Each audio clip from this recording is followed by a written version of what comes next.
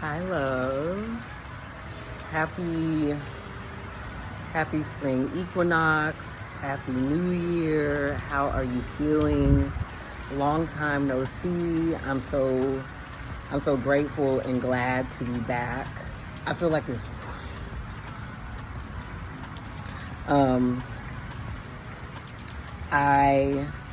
So let me just say this.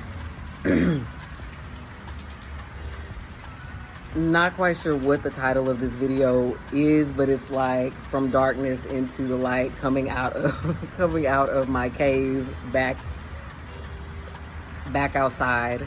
But I just wanted to, it's a life update, but I don't want to call it life update. It's what have I learned and what has my 7-year taught me. 2025 was my personal 7-year, and of course still was feeling the residuals of it leading up to shit today. My goodness, today. But what my 7-year has taught me, and for anyone that is embarking is the word I'm hearing, embarking on your 7-year, or even if you have, maybe it's not your personal 7-year, but maybe you have moments where it's like, what the fuck is going on? Those who am I? Those who am I moments, and I call them what the fuck Jesus moments. If you are familiar with the movie Black Phone, the little sister, she was psychic, and she had the gift of sight. And so she would have the dreams and the visions, come to find out her mom had the same thing, all that jazz, but she had like her altar. I think it was like an altar space. And one night she went in there because she was so frustrated. She's like, what the fuck, Jesus? And it was like, I resonate so deeply with that, because it's like, talk just like that to God.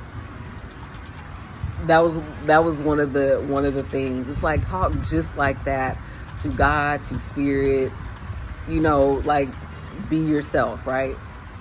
So in the midst of those what the fuck Jesus moments, may the information, and I don't feel like this is gonna be one video. I think it's depending on how this comes out, we'll rock and roll with it. Yeah, we'll rock and roll with it. But may this video, and only if it resonates, like, if it resonates, may it be of some assistance. So, the name of the channel is Love Lauren, right? And so it was like, oh yeah, Love Lauren, like love, comma, Lauren, like the closing out of a letter, or, a cute little note or something.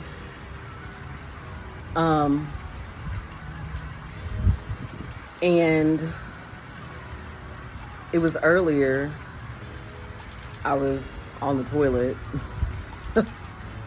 thinking and talking, and it clicked. It was like, no, like that was and the word I heard was mandate. Love Lauren, because at that point I didn't realize that I not only did not love myself, but it was like at the other end. It was, ooh, shit. I feared Lauren and I hated Lauren, right? So that was a mandate. Love Lauren. So I say that to say that my 7-year, my goodness gracious, my God, today, my 7-year caused me to like, it was a lot of isolation, a lot of pulling back, a lot of analyzing the programs mentally. And I started my locks January 14th, 2025. What day was that? This is a 9. That's 4. Oh, was that a 6 day? Shit. January 14th. It was on a 6 day. New beginnings and foundation and transformation brings you to the family. I was the family. I was the family. So I mentioned my locks because that is very significant, especially with my self-hatred. Because it wasn't until I started this journey that I realized, damn, I've never loved my hair. I've always had, like, I saw my hair as the antagonist. It was something to be conquered with relaxers, with the going back to childhood, getting the press and comb, and having a traumatic relationship with my hair. Because like, well, shit, we gotta tame it. It's bad. It's nappy. I got my daddy hair, and that equates that it's bad. So whatever. And then avoiding the water with the relaxers, because then it won't be silky straight anymore. That shit gonna poof up. Like all of these things. And it wasn't until this, and I was like, wow. And I was communicating with my hair, and it was like, you've been fighting me this whole time. And that's how we that was part of the opening of the energy of my 7-year, was this. So then realizing that I not only hated my hair, I hated my voice. I'm a whole Gemini life path number 3. So expression, communication. I hated the way I thought. I hated how I processed information. I thought I was weird. Instead of seeing it as unique, now we tie in my Chiron, which is in the 6th house in Gemini. So being told at a young age that I talk too much, and then internalizing all those things is like, well, shit, I don't want to, rock the boat. So all those things that I wanted to say now going through life, getting trapped in here, and it just being like chaotic. Thinking I was crazy, thinking I was schizophrenic, thinking I was all of these things. Like, y'all, I'm like losing my shit multiple times. Like,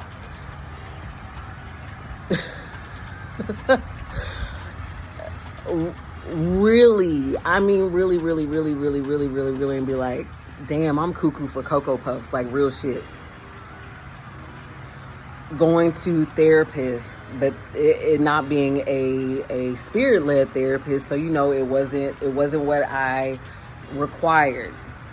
So I'm just giving you some backstory of myself, so you can understand. Also, growing up in the suburbs, so being too black and too white at the same time, which caused me to hate my blackness, but yet try to be black because it was like I didn't feel black enough. So then putting on what I thought I was supposed to be. Baby, that shit, I mean, which understands the feeling of being so fucking crazy and all over the place, because I had not been operating in my authentic self for 36 odd years. That's enough to drive anybody crazy. And then the true self was like, bitch, I want to come out. So the hatred of that. Then we add in the part that I am queer. I just now accepted calling myself queer and owning that and embracing that. Y'all, I was married to a whole woman. And still the word queer caused like this fucking like within me, because I still hated that aspect of me, and I was very homophobic. even though I've been dating women, non-binary, we have some men in there too.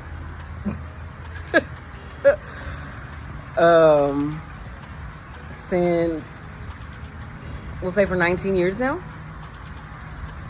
So then that aspect of it. So all of these things coming up in my 7 year to look at myself, and then to examine myself and how I was still operating within a victim mentality of everybody did something to me at a higher level, I reckon.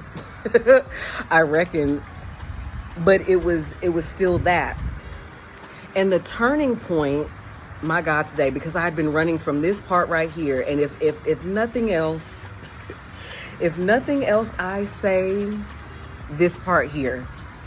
Acknowledging the fact that I was angry, that I was bitter, that I was holding resentment, and I was a raging bitch. I mean raging, but I was suppressing it. And I didn't want to acknowledge that I was angry, because you can be everything else. You can be sad. You can be disgruntled. You can be frustrated. But bitch, don't you be angry. Don't you be angry. So I'm going around operating in life very angry. I mean very angry, but not wanting to call a thing, which then she's like, oh shit, well, you don't want to see me. All right. You don't want to see me, mama. I'm going to be seen. So it wasn't until I was like, damn, I am angry. And it was like okay, now we're getting somewhere. Now we can really get to the part of loving Lauren, because Lauren had to learn and know that it is okay to be angry. Lauren had to know that it was okay for you to be angry about that shit. Because I tried to jump over the hurdle of feeling the anger and the resentment and the bitterness and jump straight into, well, I signed up for it, so, you know. And anger was like, nah, bitch. Yeah, we signed up for it, but we signed up to feel everything. Everything. And what I noticed was naming it. I feel like I want to call her her. For me, anger is a her. Naming her. It was like, well, that's all I wanted. So then, like, the outburst and it's like I'm seeing the image of a flame, and then you know how it's trying to, like, you put something on there to put it out, but this flame wasn't going out. It was just contained, but then it was like seeping out in spurts. So that part. And then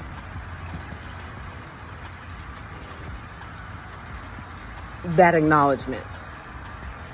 So, and a lot of things coming up, which this is the through line, revolving self-worth. And it's like, okay, because I was the faking it till I make it. Like, I'm great. I am love, and I am worthy of love, and I am this. But hindsight 2020, of course, speaking those affirmations and then things coming up about myself and me looking away because of embarrassment and shame and guilt and, oh my God, I'm not, this means I'm not spiritual. This means I'm not a good person. This means I'm in the perfection piece.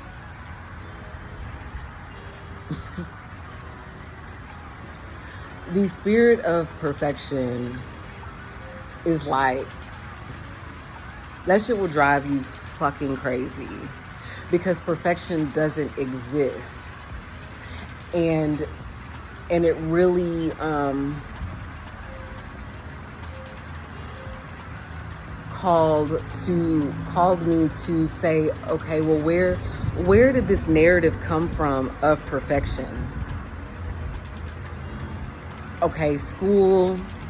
Okay, so and I offer this because this has helped me. Like, So noticing like, okay, where did this perfection come from? And asking myself the question, and then noticing the things that come up and leaning into it. Like for me, one of the things surrounding perfection was the A honor roll and the AB honor roll. And that A honor roll, and that's so good, that's so good, that's so good, that's so good. Only being allowed to be in spaces in that perfect model. And not wanting to be outcast from the village due to being imperfect. So what does that look like showing up for me? That looked like that looked like going from being an A honor roll student to an AB honor roll student, and my dad saying, hey, you're an A student. You're not a cactus, you're a star. Right? And that's very true. You're not a cactus, you're a star. But at that moment, I was a cactus. But at that moment, I was a cactus, and that was okay too. But y'all, because that's one of the things that came up.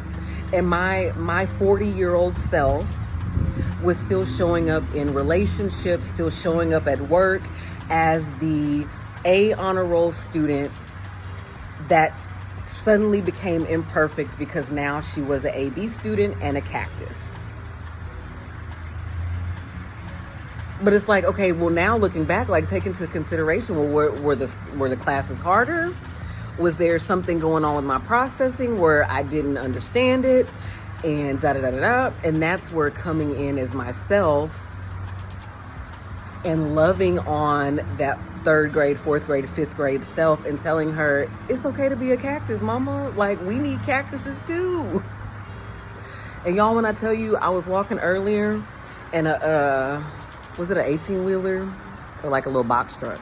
Whatever it was a car. It was a truck that went by and it was a cactus on it. I was like, aw. But it wasn't until just now when I got flashed on it why that was so significant. Because normally when I see cactuses, my God, today, it symbolizes protection. So I just took that as a nod from spirit, like I'm protected. I was like, bet.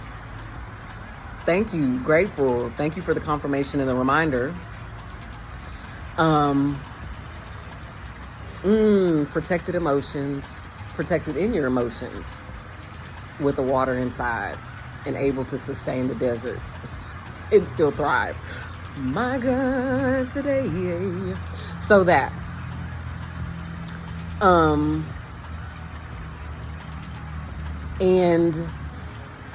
that perfectionism, because thinking that it had to look a certain way for me to even come back on YouTube. And I was told very clearly today, you're making a video.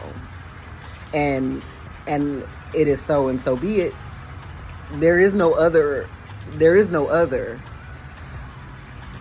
But looking back at how perfection, the need to be perfect, held me back from so many things, even asking questions, because going back to not appreciating and not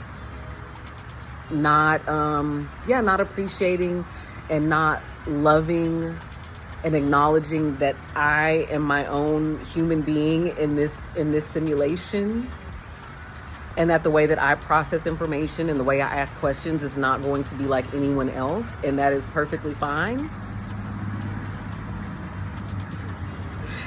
And that misinterpretation can happen because we all come to conversations, we all come to spaces with our own life experiences that give us our own glasses to see, and that is okay. And that doesn't mean that I'm right. That doesn't mean I'm wrong. That doesn't mean that you're right. That doesn't mean that you're wrong. That just means that we're different, and that's okay. And that's actually what makes us beautiful, is being different. What? That is actually okay to be different. And I think that was, it's okay to be different. And I like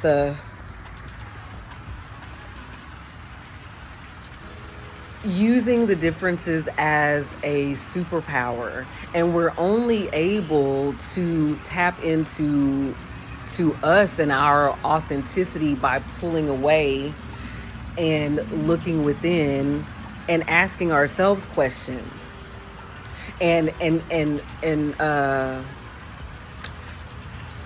going through the different voices that we have in our head. Another thing, things that I thought I desired, y'all, I found out that was Disney talking, my parents talking, religion talking, politics talking, patriarchy talking, all these different voices talking, like all these different voices and things that I had been consuming with my eyes, my ears, my body, going places that it's like, okay, because trying so hard to find myself throughout life and taking on all of these identities, because they seem to be a person of authority, so let me take this on. Okay, they seem to be a person of authority, so let me take this on. Okay, they seem to be late. But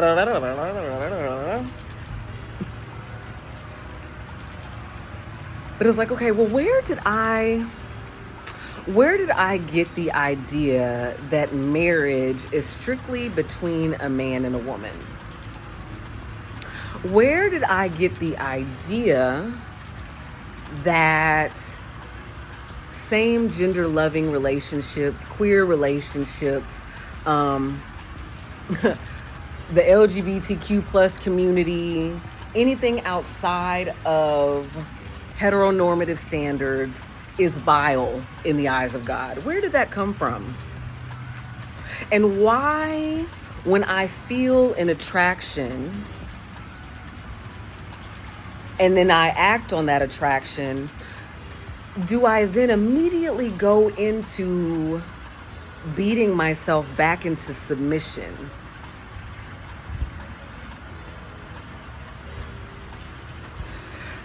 Because the tape that has been running up and through there is that I'm wrong for being me. And that me feeling this way, feeling this attraction for women,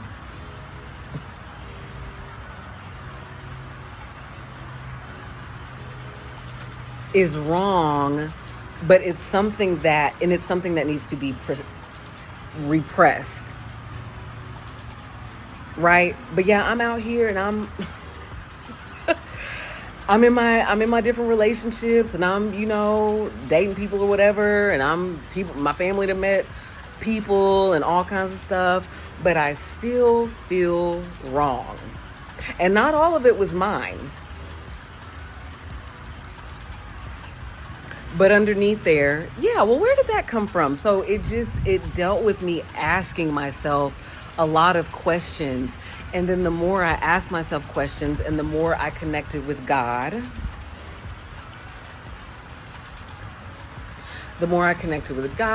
chopping it up with my spirit team, chopping it up with the ancestors. And one of my prayers was, may I see myself as God sees me. May I see myself as spirit sees me. Right? And I was shown the vision. It's like, damn, like she's pretty beautiful. But then when I came back in here, it would be so easy to come out of that. But like now it's like I chop it up with mama, and she said that I'm perfect the way I am. The way I am, the way I was born to be, the way that I decided to create my character to serve the mission, the way she decided to come in. That includes all of it. That includes all of it. So it was realizing, like, for real, that I'm worthy of love. and that it doesn't, there weren't like a list of prerequisites that I had to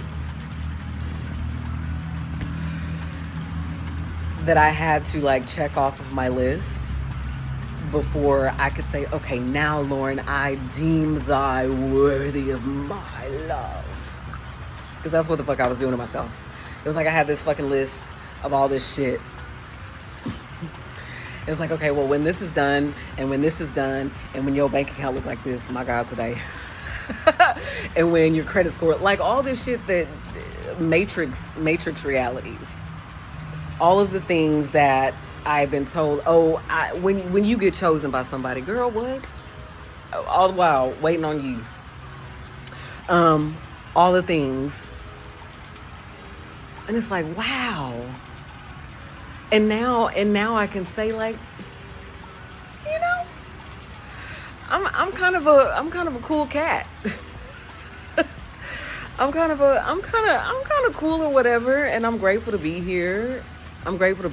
So, yeah, I just, like, I wanted to share that with the hopes that, like, if there's anything that you are, what is that? Flailing? You know, the visual that just came to mind? Okay. In Da Vinci Code,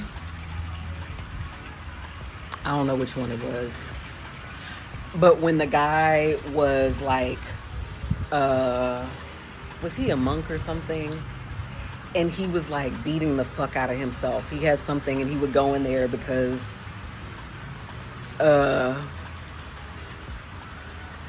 he was submitting to the Lord or to God. He was just torturing himself. My God, today. Torturing him fucking self.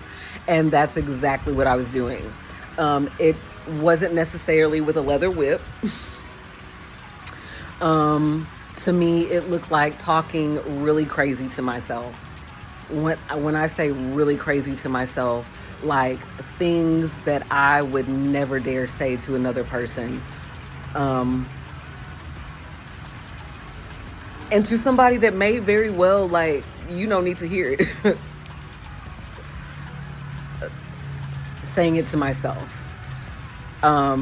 Just for making a mistake. Just for quote unquote misspeaking. I mean, it was crazy. It was crazy. And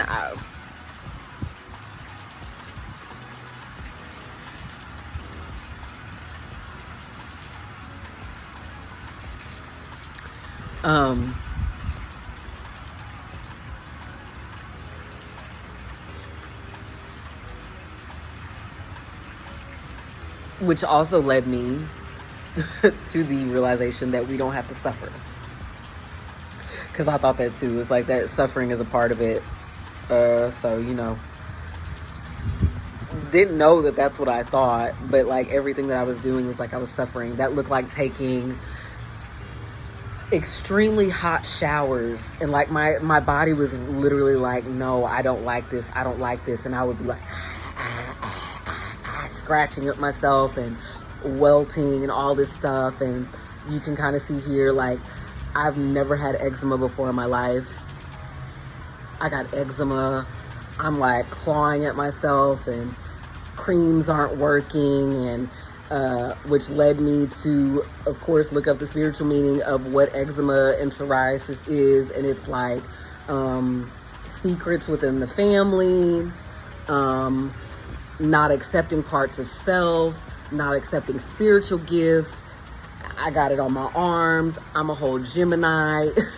My expression being stifled. I think that's the word. And me like miserable, y'all. Fucking miserable 6 months. It finally got to the point where I had to go to the Minute Clinic, and she was like, this is bad, this is infected, and we're not just going to put a Band-Aid on it. You need to go internal to get help. And I was like, oh shit. So was referred to the emergency room and got some steroids and stuff, and some antibiotics and some topical stuff, and as a thing, it's like you need to go to the dermatologist and check this out. But the way the spirit came in that moment was like, you don't have to suffer. You've become so comfortable in suffering and beating yourself up and making me the enemy. So I wasn't feeling safe in my own self. I didn't feel safe because I couldn't even trust myself. I couldn't trust myself. So that was like the culmination. And this was just 2 weeks ago. All that like that realization and the coming together of all of the things in the emergency room. And the name of the doctor was Lauren Dawn, and I'm Lauren. It's like, Lauren, it's time for a new day. It's a new day, mama. You can live differently. You can live differently. And if you're familiar with the tarot, the Eight of Wands, not the Eight of Wands. Well, Eight of Wands, fast communication coming in. Swift. All right. But the Eight of Swords is a woman, and she's blindfolded. And there are the 8 swords there, but right in the middle, it's literally like a gateway. Like a 2 of Swords is giving 2 of Wands energy, actually. And all she would have to do is take off the blindfold and walk through. And the swords deal with air, our thoughts. So it's like a lot of mental turmoil, but it's like, mama, you got the key. And that was what that moment showed me. Mama, you got the key. And it's like my skin has been clearing up, like y'all, like it was bad. It was really bad. But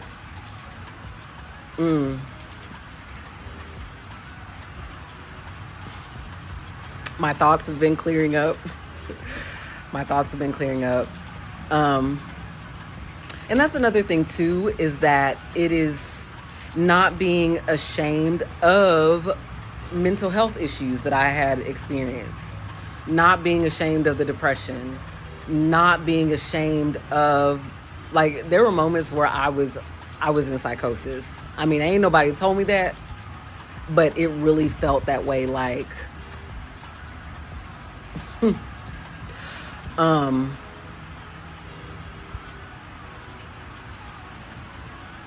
yeah. And if you, yeah. So,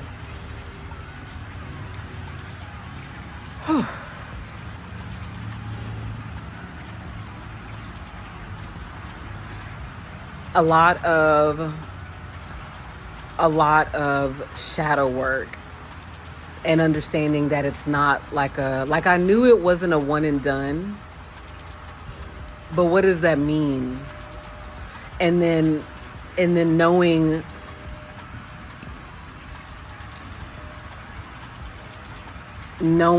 when your body is calling for movement, when my body was calling for movement, to move energy through.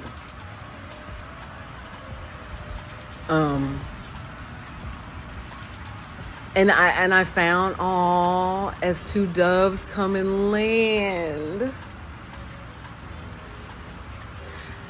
Peace be still. Balanced peace. What was I gonna say? In dancing, like, I found the dancing, like, I love dancing. And that was another thing too. Shit, I thought I didn't have no rhythm. It wasn't that I didn't have any rhythm. I was blocked. My sacral was blocked the fuck up.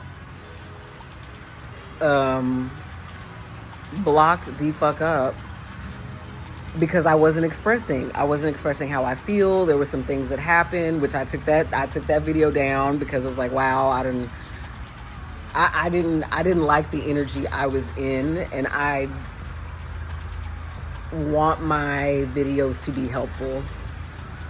And also I was embarrassed and I was ashamed. Even that, like, even removing the shame from things that happened that I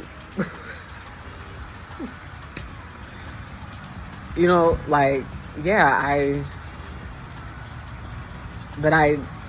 don't know. I'm feeling tongue-tied on that. So anyway, but yeah, dancing. So in my 7th year, I figured out that I love dancing. And that's the silver lining, and that is the light in the tunnel and the sunshine in the midst of the storm that I found was the breakthroughs and the moments of like, oh my God, this is me, and remembering and not running from my power anymore, not running from my gifts anymore, but embracing them and seeing them. It's like, oh shit, well, I see. That's pretty cool.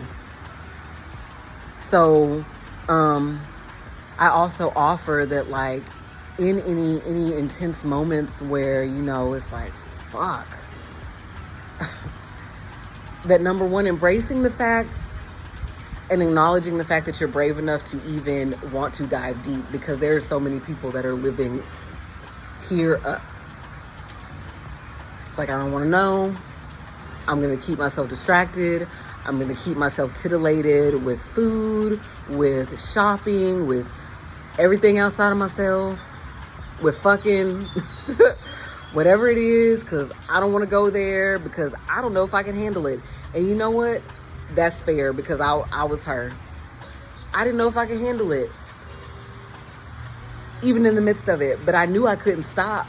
There was no option to turn around. So it's like, all right. And then even having compassion for myself in those moments is like, nah, I'm good. I'm good for the day. I'm good for the month. I'm good for the week. I'll circle back.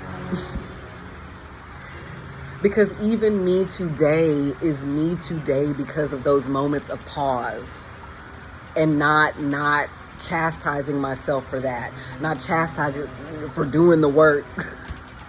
Because even the pause was the work. So acknowledging your bravery, acknowledging your courage of even wanting to say, who am I? Who am I really? And then asking those questions and communing with your spirit team, communing with your ancestors, communing with the universe, Yeshua, Jesus, the Most High, Allah, Mama, whoever it is that resonates with you, and recognizing the God in you. This worship that can go outward, and like lifting other things up and placing ourselves at this very, very low state. And then realizing, no, I challenge that. I challenge the idea that I'm supposed to be okay with crumbs. I challenge the idea that I'm supposed to go through life in this cookie cutter way. I challenge the idea that I'm supposed to be robotic. I challenge the idea that I'm supposed to do this position. What if I want to dance? What if I want to create art? What if I want to do custom car wraps and that lights me up? What if I want to do that?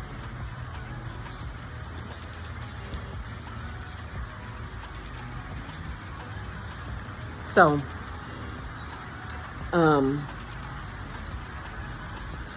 yeah, I think we're at 40 minutes. So I think that's it.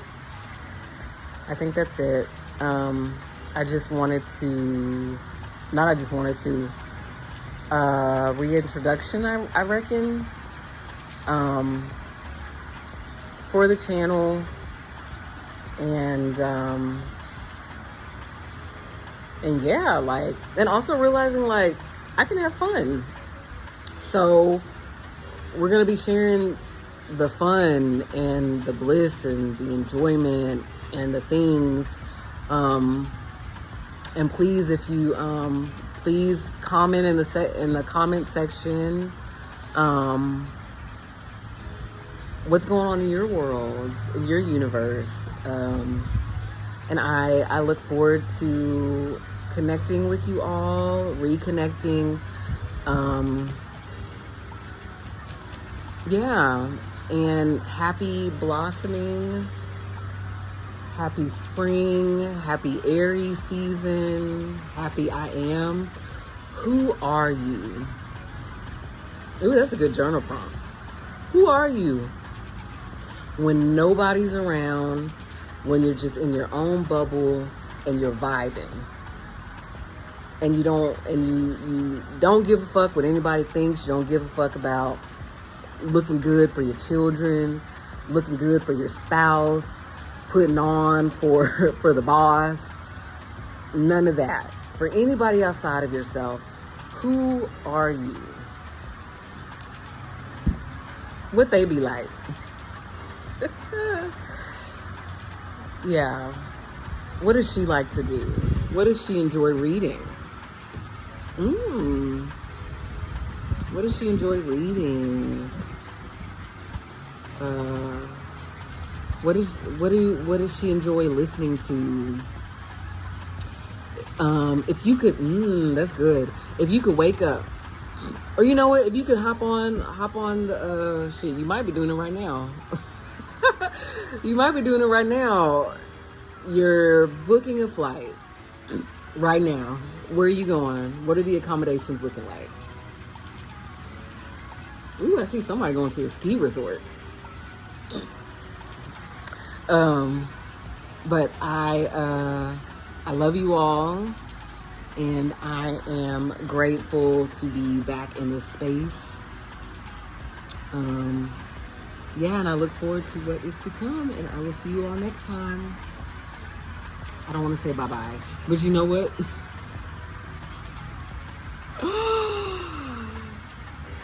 I'm going to say, name that movie, bye-bye. I'm probably not even doing it right. I'm going to just say it. Hocus Pocus. The sister, she's like, bye-bye. Bye-bye. Bye-bye. Don't wanna be a fool, babe. Hey. Fun fact. NSYNC was my first concert. It was at the Six Flags over Texas in Arlington. And I went with my neighbors, and that was my first concert that I ever went to, was NSYNC. But my wall was covered with Backstreet Boys, and my favorite Backstreet Boy was AJ McLean. AJ McLean? Because he had tattoos. My God. But I'll see y'all next time. Bye.